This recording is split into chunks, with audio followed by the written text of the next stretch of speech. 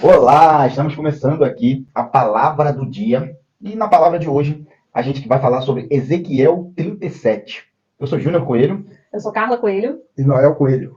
Então a gente vai falar um pouco sobre essa palavra e trazer algumas revelações aqui para você. Vamos começar? Eu quero fazer uma pergunta para o meu pai, né? Noel Coelho. Eu quero perguntar primeiro por que a gente está falando sobre essa palavra. Ezequiel 37. Por que o tema desse podcast de hoje é Ezequiel 37?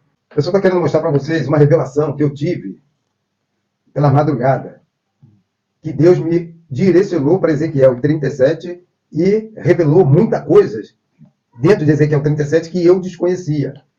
E é por isso que eu estou querendo mostrar para vocês o que foi revelado nessa noite. Show de bola. Afinal, a revelação nunca é só para a gente, né? Deus nunca faz nada só para a gente. Se Ele te der essa revelação, o mundo precisa saber disso, né? Então Ele confiou a você.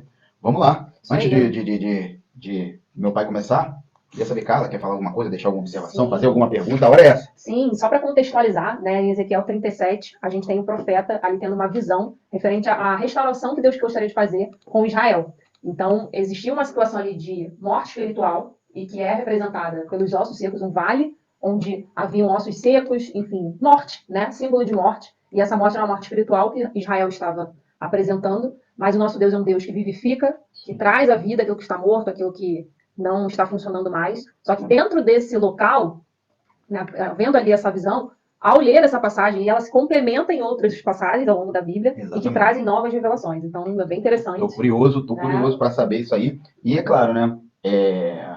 Meu pai teve a revelação, mas eu acredito que aqui nesse momento também nós podemos ter revelações. Então fica ligado aí, comenta se você está vendo isso. Comenta, fala, pô, vocês falando isso, eu tive a revelação, eu tive o entendimento, é a melhor palavra, sobre isso. Comenta aqui nesse vídeo, que com certeza isso vai somar e a gente vai fazer um próximo vídeo com esses comentários aí. Mas vamos lá, Noel.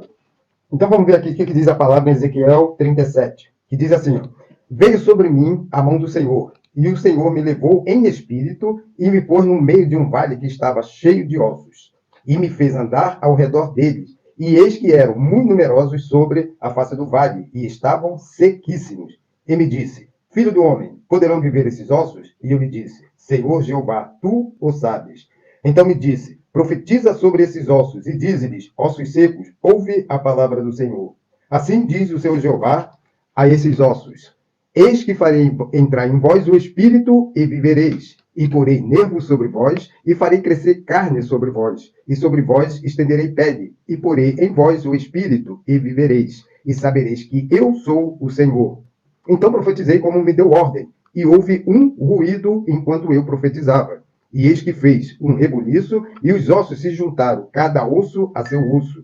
E olhei, e eis que vieram nervos sobre eles, e cresceu a carne, e estendeu pele sobre eles por cima, mas não havia neles o Espírito. E ele me disse, profetiza ao Espírito, profetiza, ó Filho do Homem. E diz aos Espíritos, assim diz o Senhor Jeová, vem os quatro ventos, o Espírito, e sopra sobre esses mortos, para que vivam. E profetizei como ele me deu ordem. Então o Espírito entrou neles, e viveram, e se puseram de pé, um grande exército em extremo.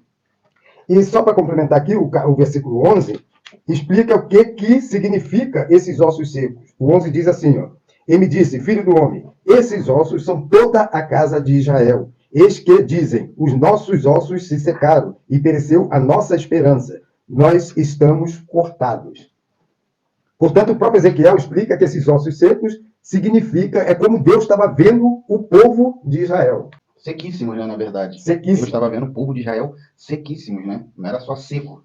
Prestou atenção nessa palavra? Existe uma figura de vai para exagero mesmo, porque era demais. Eles estavam mais do que secos. Sim. Eles estavam sequíssimos. Existia uma morte espiritual muito evidente, né, um afastamento de Deus, e que olha que interessante também. Quando fala sobre profetizar o Espírito de Deus, o sopro da vida, através do Espírito, mais uma vez tem a ver com essa questão da vida, que só vem a partir do Espírito, do sopro. Sim. De vida. Sim. E eu creio que Deus, quando chamou esses ossos e sequíssimos, é fazendo referência a esse povo que não aceitou Jesus como Filho de Deus e o crucificou. Então, Jesus é a vida. É o povo. E quem não tem Jesus, Deus está classificando isso como os ossos secos, porque eles não aceitaram a Jesus. Por quê? Porque depois que Jesus morreu, nos anos 70, levantou o general Tito, que tentou mais uma vez exterminar o povo. E o povo, para não morrer, abandonou Israel, saiu de Israel, para não ser morto. Mais uma vez. Mais uma vez. Então eles ficaram sem pátria, espalhados no mundo inteiro. Então eu acredito até que esse vale seria o próprio mundo e os ossos espalhados no mundo. Nossa. Espalhados. E isso. foi após a guerra que a ONU entrou e devolveu a Israel o território onde eles vivem hoje. Então os ossos se juntaram. Se juntaram. Eles estavam espalhados no mundo. Se juntaram em Israel após a guerra. E quando eles estavam espalhados, eles estavam sequíssimos. Sequíssimos. E por que eles estavam sequíssimos? Exatamente por isso. Porque foi nos anos 70 que aconteceu tudo isso. Jesus morreu 70 anos depois. Eles crucificaram Jesus. Quando Deus classificou ele como ossos secos, foi após a vinda de Jesus. Ah, tá. Foi uma profecia de Ezequiel, que é antes de Jesus, né? Mas ele teve uma profecia de depois de Jesus. Isso aí. Entendi. Aí qual foi o momento do ruído? Versículo 7. Então profetizei como me deu ordem, e houve um ruído enquanto eu profetizava. E eis que se fez um reboliço, e os ossos juntaram-se, cada osso a seu osso. E esse ruído, você acredita que foi a Segunda Guerra Mundial? A Segunda Guerra Mundial. Por quê? Porque foi a Segunda Guerra que levou, após a Segunda Guerra, que levou o povo de volta à nação de Israel. Que estavam sem pátria. Desde o ano 70, depois de Cristo. E olha essa não tinha pátria. Teve um ruído, esse ruído. Os ossos se juntaram novamente. Mas o que aconteceu depois que esses ossos se juntaram? Já estou tentando ver o que está acontecendo agora, nesse momento, né? Porque, como você falou, após a Segunda Guerra Mundial, que foi o ruído, né? E foi um ruído no mundo todo. E por que faz sentido isso? Como meu pai falou agora, o Vale de Ossos Secos era o mundo inteiro. E o mundo inteiro soube da guerra. Soube da guerra, não é isso? Então teve um ruído e o mundo todo ouviu esse ruído. Só que na hora desse ruído, o povo de Israel voltou a se juntar. Então a gente já está nessa etapa aí. Primeiro, Deus mostrou para Ezequiel, vamos ordenar aqui, Deus mostrou para Ezequiel um vale de ossos secos, depois falou, Ezequiel profetiza. Ezequiel profetizou, os ossos se juntaram e houve um ruído. Vamos seguir o raciocínio. Houve um ruído, que foi a Segunda Guerra Mundial, e nesse ruído, os ossos se juntaram. Ou seja, Israel foi recente agora, foi século passado. Isso. Israel, né, voltou a ter o seu território. Então, ali os ossos se juntaram. Vamos seguir para a gente ver qual é o momento que a gente está hoje. Os ossos se juntaram. O que aconteceu depois que os ossos se juntaram? Foram cobertos de tendões e de carne. Isso. Isso aí já é um outro mistério. Isso aí foi uma revelação que Deus deu a Ezequiel. Por quê? Quando Deus mostrou a Ezequiel a carne, como diz aqui, então profetizei como me deu ordem, e houve um ruído, que nós já vimos que foi a Segunda Guerra. E olhei e que vieram nervos. O que significa nervos? Palavra revelada. Tem um cérebro que comanda o nosso corpo. Sim. Para a gente mexer um tendão, mexer um dedo, existe. Isso. Então, isso aqui significa que existe um comando em Israel. E que nós vamos ver isso em Oséias. E existe um cabeça, né? Porque isso o cérebro está... Em Oséias e em 1 Crônica, que existe um cabeça em Israel. Então, por isso que Deus mostrou nervos em Ezequiel. E é comando. E sobre eles cresceu carne. Carne, um dos fatores principais para medir a riqueza de um país é a carne. A pecuária é a carne. E ao mesmo tempo, então Deus está mostrando para ele que esse povo é um povo próspero, que a gente conhece várias histórias, como por exemplo a de José do Egito, e sempre que começou lá no início do povo de Israel, o povo de Israel sempre foi próspero. E mostrou também a carne, mostrando que esse povo, ele é um povo rebelde, é um povo pecador. Carnudo, né? Carnudo. Quem cai muito na carne. Então mostrou carne. E estabeleceu sobre ele a pele. Pele, o que significa pele? Proteção. Qualquer ferimento que a gente tem no nosso corpo, a gente passa logo um curativo para não infeccionar, cura, tapa, e a proteção. E a gente sabe que o povo de Israel está tendo essa proteção desde a saída do Egito, quando o povo foi escravizado lá no Egito. Então está mostrando proteção, ou seja, a pele. Então tudo isso Deus está mostrando a Ezequiel. Mas não havia neles o Espírito. Ou seja, esse povo, conforme mostrou aqui, Deus mostrou um exército imenso de pé. E esse exército ainda está morto. tudo isso que vem acontecendo, esse exército está morto, está de pé, mas está morto. E pelo que me foi revelado, esse exército só vai receber vida, só vai viver quando ele vê Jesus voltando com a igreja, é que eles vão reconhecer que Jesus já esteve aqui e eles o mataram. Aí vai entrar neles o Espírito e eles vão viver. Aí sim que eles vão reconhecer que Jesus já voltou. Então, Jesus veio para os que eram os seus, e os seus não os receberam. Mas a todos os quantos receberam, deu-lhe o poder de serem feitos filhos de Deus, aos que creem em seu nome. Então, isso aqui também serve para o povo de Israel. Feliz é aquele israelita que já aceitou a Jesus. E Jesus já veio para eles e eles aceitaram. Então, nós pegamos aí, vamos dizer assim, essa chance que o povo de Israel não quis pegar. E tem outra coisa também que você falou aí. Então a Bíblia fala que Jesus Cristo é o caminho, a verdade e a vida. E além disso aqui, ele é o príncipe da paz. Então, é como você estava explicando aí. Jesus é a vida. Onde tem vida, tem Jesus. Se existe se a planta tem vida, tem Jesus. Porque ele é a própria vida. Se algum animal, tudo que tem vida, louva a Deus, porque Jesus, né, construiu toda a terra. A Bíblia fala que tudo foi dele, por ele e para ele. Então tudo foi criado, né, dele, por ele e para ele. Aí você está falando aí que o Espírito, né, quando Israel, quando esse exército aceitar Jesus, isso aí, eles voltarão a ter vida. Porque se a gente não tem Jesus, a gente pode até estar vivo, mas não tem vida. Quer ver uma coisa interessante? Você falou em príncipe da paz. O povo de Israel, nesses anos todinhos, eles sempre estão em guerra com alguém. Sempre estão em guerra com alguém. Por quê? No meu entender, eles estão sempre em guerra porque eles não aceitaram o príncipe da paz. Verdade. Não é um negócio interessante? Faz sentido. E você, o que você acha? Você acha que faz sentido? Coloca aí nos comentários. O príncipe da paz. E como ele é a própria vida, né? E ele fala isso. Tá batendo com o quê? Eu vim para os meus, mas os meus não quiseram. Não me receberam, não me reconheceram, não viram quem era. Então ele vai voltar, e quando ele voltar, aí sim o povo vai saber que aquele que veio, porque na verdade o judeu ele tinha uma outra visão de como Jesus viria, né? Eu acho que a primeira vez que Jesus veio, eles achavam que Jesus viria como virá na segunda vez, né? Que só o bracelete não, né? Que é colocado na perna, que tem na perna de Jesus, vai valer mais do que a fortuna de Salomão. Então, o judeu esperava Jesus dessa forma. Só que como ele veio pobre, né? Como ele veio simples, ficou difícil para vencer que era o Messias. Porque na época era tudo resolvido na base da força, da guerra. Então esperava Jesus vindo na frente com aquele exército imenso, que seria imbatível, que ia exterminar todos os inimigos. Então eles esperavam Jesus com vaidade, né? Cheio de vaidade. Quem reina lá em Israel, não tem dúvida, é o próprio Jesus. Porque lá atrás, quem reinava em Israel era o próprio Deus. Era Deus, Samuel para o povo, Samuel, Deus. Era o próprio Deus que governava. Então, o povo daquela época, eles viam os países vizinhos como um rei que podia tocar. Então, eles não acreditavam muito que eles tinham alguém no comando, porque o povo precisa ver para crer. Sim. Aí foi quando pediu um rei. Então, Deus fez a vontade do povo, colocou Saul, e enquanto Saul estava obedecendo os desígnios de Deus, a vontade de Deus, ele permaneceu até o ponto que Deus tirou ele e colocou Davi.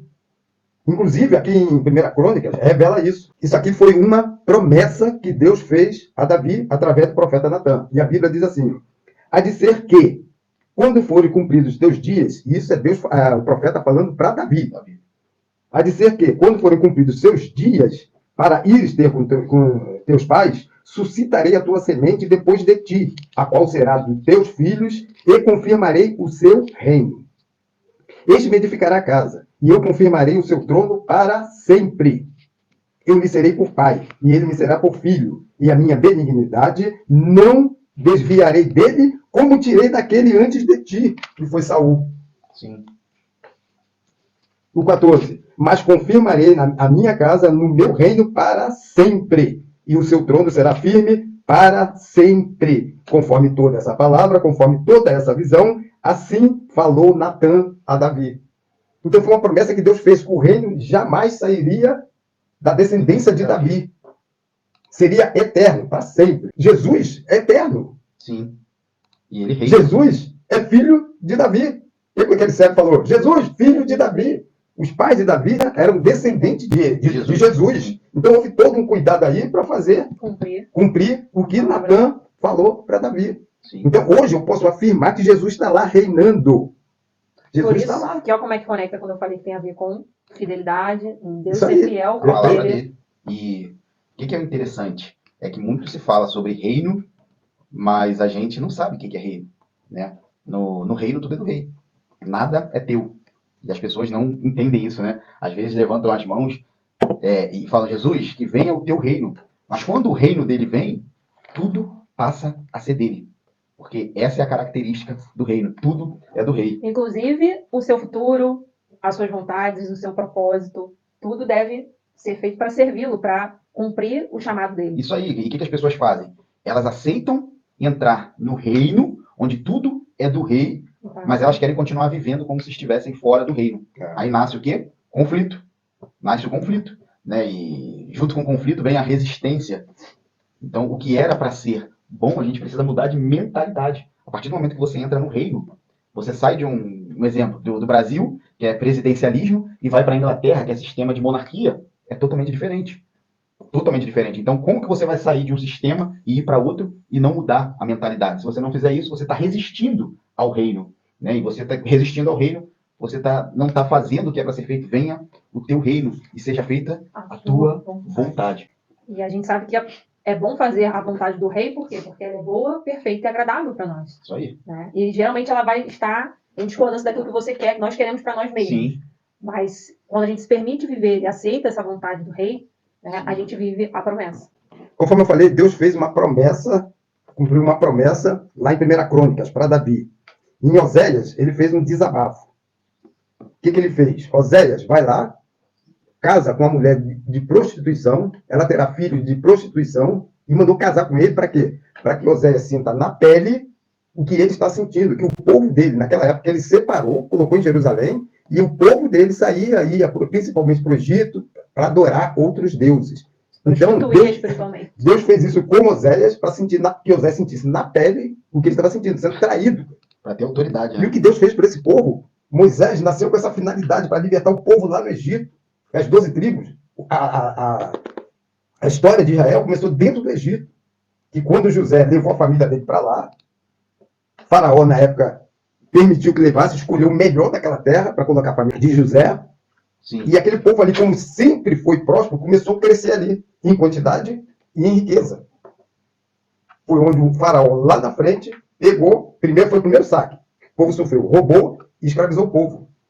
E foram várias tentativas. Deus sempre cuidando desse povo desde lá do início. Deus trocou a rainha, tirou Vasti e colocou Esther para poder libertar o povo de um extermínio. Então foram várias tentativas e Deus sempre protegendo, sempre protegendo. E onde Deus mostra a Ezequiel, pede proteção. E Deus vem sempre mostrando que está sempre protegendo esse povo. E qual foi o último recurso de Deus? Bem, agora vou mandar meu filho para salvar esse povo. E o povo de Israel matou o filho de Deus. Isso aí. Quer ver um negócio interessante que diz aqui em Oséias? O princípio, Oséias 1, versículo 2.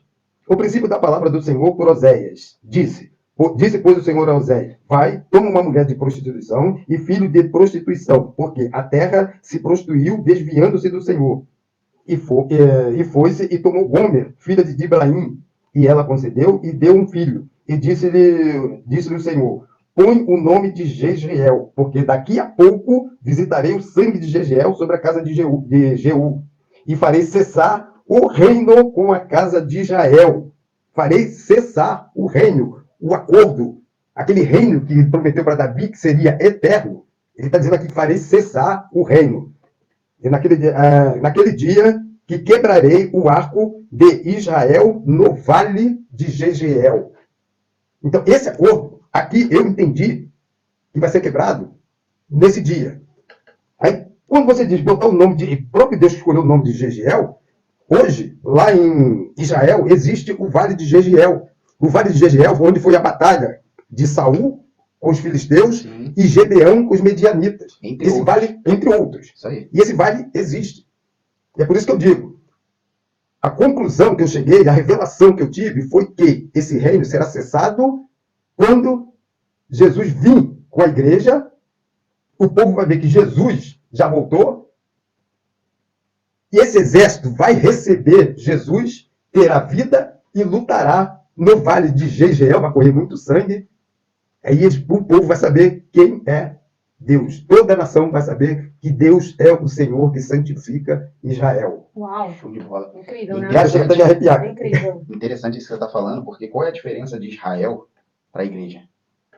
Né? Você está falando que Jesus ele vem. Isso é algo que eu quero debater, porque, simbolicamente falando, a igreja é o quê de Jesus? A igreja é a noiva. A noiva. E o que Israel é de Deus? Você sabe? De Jesus, a igreja é a noiva.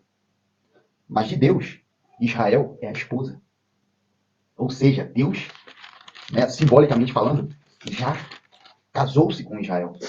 Então Israel é diferenciado. Né? Tudo que a gente está falando aqui, que tem a ver não só com Israel, mas com o mundo, parte de onde? De Israel. Porque Israel é a esposa. E a igreja é a noiva. A noiva está sendo preparada. Mas e a esposa? O que vai acontecer quando Jesus vier buscar a noiva? Como que a esposa vai estar? Vê se vocês pegam isso. Jesus vem buscar a noiva. E a esposa vai estar vendo. Jesus vindo buscar a noiva. E é onde que isso vai acontecer do Espírito que vai vivificar? No nome, num lugar que tem o nome do filho da prostituta, da traição. Então, Gigiel, né? É isso aí. É o nome do filho de Gomer, da prostituta. Da prostituta. Então, Deus foi traído, não é isso? A esposa dele o traiu. Deus foi traído. A esposa dele traiu ele. Ele falou para Oséias se casar com uma prostituta para quê? Para Oséias sentir O que ele está sentindo. na pele, né? Na pele, Vamos falar de pele, né? A gente já falou de pele aqui, que tem pele também. Oséias sentiu na pele. Mas por que Deus fez Oséias sentir isso? Porque a gente sabe que tem uma diferença muito grande entre conhecimento e autoridade. Se você ler um livro sobre casais, você é solteiro, você pode ter conhecimento sobre casais. Mas agora, quando você se casar e permanecer 20, 30 anos casado, você não vai ter só conhecimento, você vai ter autoridade. Pela experiência vivida. A experiência vivida te dá autoridade. E Deus quis que Oséias não tivesse só conhecimento. Oséias já sabia que o povo traía Deus. Aí Deus falou assim, eu vou fazer você sentir. E aí você vai se conectar muito mais comigo quando você sentir o que é ter uma esposa, amá-la e ser traído. Né? E interessante é isso, que o nome do filho da prostituta se chama Gigiel, e essa batalha, né, como meu pai falou, que quando que o exército está ali em Gigiel, quando ele ganhar vida, Jesus vai estar vindo buscar a noiva e a esposa. Eu quero saber onde vai estar a esposa nesse momento. Ela vai estar se preparando. Vai estar restaurada, Vai vivificada. estar restaurada, exatamente. E não tenho que negar que Jesus reina em Israel. Por quê? Israel, a nação de Israel é menor do que o menor estado brasileiro, que é Sergipe, a nação. E grande parte daquelas terras são improdutivas. Israel tem chamado a atenção do mundo inteiro. Eu vi uma reportagem sobre Israel, eu não vou falar em emissora, mas mostrando o que eles estão produzindo naquelas terras improdutivas. Entre outras coisas. Entre outras coisas. Tem fenômenos lá, acontecendo lá que a ciência está tentando descobrir o que está acontecendo. É uma nação diferenciada. Agora, nessa tragédia que teve em Minas Gerais, Israel chegou aqui com um avião, tecnologias que ninguém no mundo tinha. É um povo próspero, um povo rico, tem um poder bélico. Pô, o próprio Estados Unidos nunca vai contra Israel, porque os Estados Unidos é um povo, teoricamente, cristão.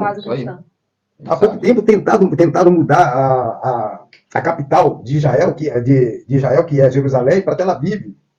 Deus usou o presidente Trump dos Estados Unidos, que chegou lá e bateu o martelo e falou, vai ser em Jerusalém. Lá atrás, Deus usou Davi contra Golias. Aí Deus usou o homem mais poderoso no planeta, que foi lá, ninguém muda e acabou. Se Deus quer, não tem jeito. Agora, as coisas não são as mil maravilhas para esse povo, porque é aquele povo rebelde, de duro coração, ainda não aceitou. Mas Jesus está lá no comando. Sim. Quantas batalhas o povo de Israel teve, mas teve uma hora que Deus permitiu. A Babilônia mesmo entrou lá e acabou com o povo de Israel. Permissão de Deus. E olha que interessante, trazendo isso para a nossa vida prática, né? Como rola essa analogia? Uma vez que você decide ser obediente, que você segue o comando, o direcionamento de Deus, você passa a ter muito mais plenitude na sua vida. Mas uma vez que você é esse filho rebelde, você está sujeito a uma vida cheia de conflitos, justamente por não estar debaixo da boa, perfeita e agradável vontade de Deus. Isso aí. Interessante. Porque Deus disciplina quem ele ama, né? Assim como um pai, uma mãe disciplina ao filho que ama, Deus é a mesma coisa. Então é uma forma de amor, né? A disciplina. É isso aí, endireitar os nossos caminhos. Né? Deus, justamente, você falou, Deus permite, né, certas coisas. Nem tudo é vontade de Deus, mas pode ser permissão para que você se alinhe no caminho. Isso aí. Os ossos que antes estavam sequíssimos se juntaram e ganharam, e vão ganhar vida, né? Não ganharam ainda, não é isso? Não, isso aí. Em que momento nós estamos hoje dessa profecia? Eu acho que a gente já está na reta final. Eu acredito que a vinda de Jesus está muito próximo.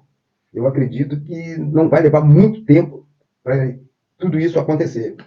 Olha só como é que termina Ezequiel 37, versículo 26, 27 e 28, que diz assim: E farei com eles um concerto de paz, e será um concerto perpétuo, e o estabelecerei e multiplicarei, e porei no meu santuário no meio deles para sempre. E o meu tabernáculo estará com eles, e eu serei o seu Deus, e eles serão o meu povo. E as nações saberão que eu sou o Senhor que santifico a Israel, quando estiver no meu santuário, no meio deles para sempre. Você perguntou em que momento, né? Eu acredito que é ainda a oportunidade deles aceitarem a Jesus. Por quê? Quando fala no versículo 7, né? Eu profetizei conforme a ordem recebida, e quando ele profetizava, houve o barulho, eles se juntaram. Olha só, os ossos foram cobertos de tendões, nervos, carne, depois a pele, mas não havia espírito neles. Sim. Então, aí demonstra um espaço de tempo em que se estão juntos, estão vivos, mas sem vida, como a gente fala, né? E só depois ele profetiza ao espírito, profetiza aos ossos, assim diz o soberano Senhor, venha desde os 4 ventos ao espírito e sopre dentro desses mortos para que vivam. Então, existe um momento em que eles estão ali, juntados, né?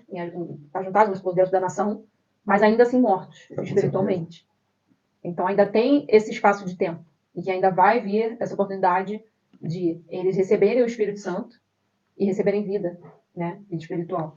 E é interessante também que Jesus veio, morreu por eles. Mas naquele grande dia, eles que terão, para ter vida, terão que morrer por Jesus. Aí a coisa inverte. É onde vai receber aquele convite da besta, quem aceitar, mesmo, tá fora. Como acontece Então isso aí. a coisa vai inverter. Jesus veio e morreu por todos nós. Mas naquele grande dia, quem não aceitar, vai ter que inverter. Vai ter que morrer por Jesus. Morrendo, vai ter direito à vida eterna. Essa inversão é muito utilizada, né, por Deus, como aconteceu com Jesus e os discípulos. Né? Jesus no barco, e a tempestade veio com força, e o pessoal achando que ia morrer, acordaram Jesus, eles já estavam animados, falavam: o senhor está dormindo? Ajuda a gente, né? Não com essas palavras. O senhor não se importa que a gente vai morrer? Aí Jesus foi lá e acalmou o mar, né? E a tempestade. Acalmou a tempestade e ficou tudo bem. Só que isso, o que aconteceu logo depois, né? Quando Jesus estava no Getsemane, ele falou: orem, é chegada a hora de vocês orarem. O que aconteceu com os discípulos? Dormiram. Inverteu, né? Enquanto era para eles estarem acordados ali, eles estavam dormindo. Quando eles estavam para morrer e Jesus dormiu, eles reclamaram. Mas quando Jesus estava para morrer, eles dormiram. Jesus sempre está certo. Nós que invertemos os momentos da nossa vida. E fica essa reflexão, justamente. Que momento da vida você está hoje? Se Jesus está no barco, né? É claro que se ele está ali dentro do barco, as tempestades, eu acredito que você pode, se você confia em Jesus e sabe que ele está no barco, você pode até dormir. Né? O que os discípulos fizeram foi: Jesus está no barco, mas eu vou dar meu jeito aqui. Já quando chegou na hora que eles tinham que orar, que eles tinham que vigiar, eles não fizeram, né? E Jesus precisou repreendê-los, que aquele era o momento de eles orarem. E é tempo de você estar com plena vigilância, é tempo de você... Né? A cada tempo, como diz em Eclesiastes, há um tempo certo para cada coisa. Para cada coisa. E você precisa estar buscando esse entendimento. Qual o momento que você está? E a Bíblia fala que o sábio, né, não sei se foi em Eclesiastes, ou o sábio, ele aprende a discernir o tempo. Tem coisa mais poderosa do que isso. Agora eu quero trazer uma outra abordagem dessa passagem, ainda na passagem de Ezequiel 37, que é sobre nada ser impossível para Deus. Veja, a gente tem um cenário onde a morte, onde ali já está em ossos, né? Os cadáveres, vamos dizer assim, estão já no osso sequíssimo, e não é impossível para Deus trazer vida àquilo ali. Então vamos comentar um pouquinho sobre isso, sobre essa questão, né, de situações que parecem ser impossíveis de se resolver ou de reverter. Para Deus não é impossível. Deus ama essa ama reverter, né? Quantas vezes ele pode pegar alguém novo, mas ele vai lá e pega aquele que já passou por algumas coisas e usa, e continua com a promessa com aquela pessoa. Ele não podia passar para outra, né? Mas ele ama fazer essa reverter. Eu sou exemplo disso aí. Só Deus sabe o quanto foi difícil para mim estar sentado aqui agora falando Na sobre palavra. a palavra. Só Deus sabe. Ninguém pôde. Imagina o quanto foi difícil. Mas nada que um joelho no chão, coração, possa resolver. Quando a gente para pensar, você provavelmente tem coisas, situações na sua vida que talvez não viu solução, não viu como conseguiria fazer determinada coisa. Mas à medida que você entregou para Deus, consagrou e pediu que Ele tomasse a frente, orientasse, nossa, você já abriu ali o caminho, né, para que a coisa acontecesse. Isso aí. E Deus, ele é fiel no que ele fala, e ele persiste, né? Totalmente diferente da gente, que às vezes a gente não persiste nas coisas, Deus persiste. Ele escolhe, e muitas vezes a gente não cumpre o propósito dele, cai.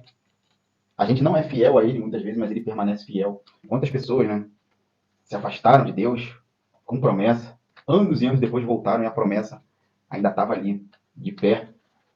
E porque Deus é fiel mesmo, a gente não sendo, ele não muda o que ele é pela gente. Isso acredito que a gente também deva fazer, porque constantemente nós estamos mudando, nos moldando para poder agradar o outro, né? Então, eu acredito que a gente tem que seguir isso de Deus. A gente tem que ser o que nós somos. Não estou falando de... Mas não para agradar o outro, E não para agradar o outro. a Porque Deus. não tem jeito. Ou você agrada a Deus ou agrada os homens. Né? Se você quiser agradar os dois, não vai conseguir, porque não tem como. Né? Jesus escolheu agradar a Deus. Automaticamente ele desagradou os homens. Paulo falou o seguinte: já não vivo eu, mas Cristo vive em mim. Então ele decidiu agradar a Deus, porque se Cristo vive em você, automaticamente você vai querer agradar a Deus. E vai desagradar alguém. E se Cristo vive em você, logo, você vai querer agradar a Deus e vai desagradar os homens. Então, não tem como fazer os dois, né? Então, nós não devemos deixar alterar a nossa vida porque o que o outro acha. Quando a gente faz isso, alguém te maltrata sem você fazer nada com aquela pessoa e você passa o resto do dia mal por causa daquilo. Quando alguém te maltrata sem você fazer nada e você tá bem, tá em paz, esses maltratos têm muito mais a ver com a pessoa do que com você. Então, segue a tua vida, continua com a tua fé, né? Que é assim, Deus não muda Até completar a a carreira. fidelidade dele. Deus não muda a fidelidade dele por causa da nossa infidelidade. Deus não muda a lealdade dele porque nós somos desleais. Imagina se ele fosse mudar para cada um. Então, eu acredito que a gente tem que... Isso é um aprendizado. E como que o homem ganhou vida, né? A Bíblia relata que foi um boneco, né? Deus desenhou um boneco, fez uma escultura. E eu acredito que esse boneco ele tinha já tendão, tinha pele, tinha tudo, mas não tinha o espírito. Era a única coisa que faltava. E o próprio Deus foi lá e soprou. Deus não fez isso com nenhuma outra criação. E soprou o próprio espírito dele dentro do homem. E muitos não têm noção de que é isso, porque o ser humano é o único ser na Terra que tem espírito.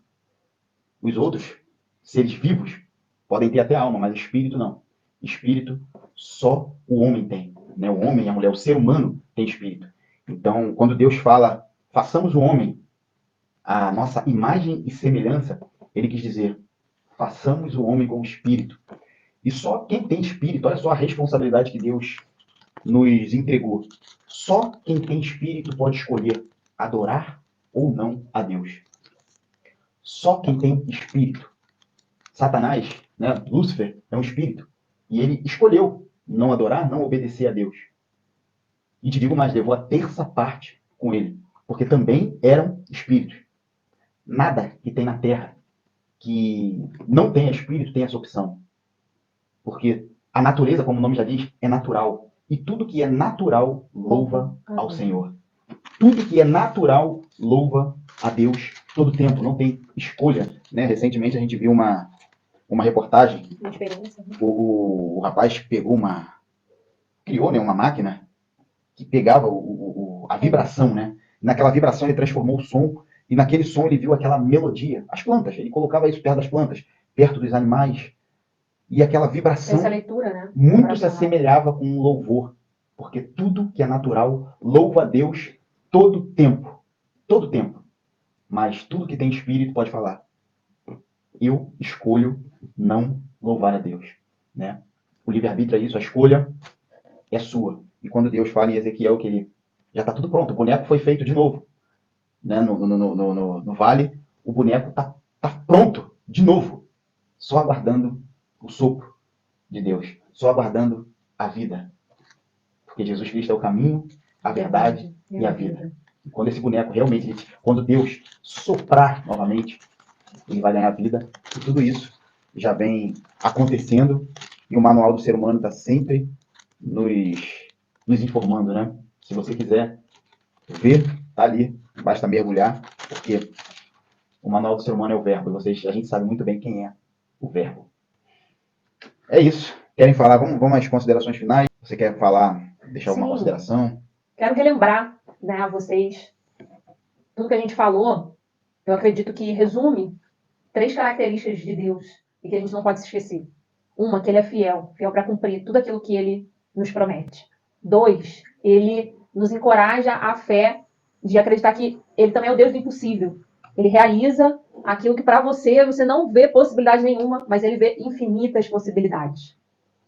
E terceira e última característica, ele é aquele que é o dono da vida, ele é aquele capaz de vivificar cada área da sua vida que você, às vezes, vê quase morta ali, né? Ou morta mesmo, sem nenhuma chance de renovação, restauração. Mas ele é o dono da vida e ele é capaz de vivificar cada área que você não vê mais saída. Então, se apegue a essa palavra, se apegue a essas características de Deus, são várias, né? Mas algumas que chamaram mais atenção nesse podcast de hoje, eu acredito que sejam essas, e que você se agarre a essa palavra. Tá bom? Então, pai, quais as considerações finais aí? Só que eu tenho para falar é o seguinte: Jesus falou, eu sou o caminho, a verdade e a vida. Ninguém vai ao Pai a não ser por mim. Portanto, para quem ainda não aceitou a Jesus, a hora é essa. É um sinal de inteligência a gente aceitar Jesus, para que a gente tenha vida, para que a gente deixe de ser ossos secos. Aceite a Jesus como único e salvador da sua vida. É isso aí. Amém. Foi um prazer imenso estar com você aqui. Já segue aí o canal, clica aí no sininho, curte, para que essa mensagem, né, a gente poderia estar com uma mensagem desvirtuando pessoas, desvirtuando qualquer ser humano, mas essa aqui não é uma mensagem para desvirtuar. Pelo contrário, é para fazer pessoas crescerem através da palavra. Então curte, dá o seu like aí, o sininho, acompanha a gente, para que esse canal venha crescer mais e mais. Afinal, todo dia a gente tem uma escolha, né? Fazer o bem ou fazer o mal. Então você que é do bem, eu tenho certeza que você vai curtir isso aqui, vai se inscrever para dar força para esse canal, para que o bem cresça ainda mais. Foi muito bom. Foi muito bom. Gratidão pela sua audiência, por assistir até aqui. Isso aí, até a próxima. Até. Tchau, Tchau, tchau.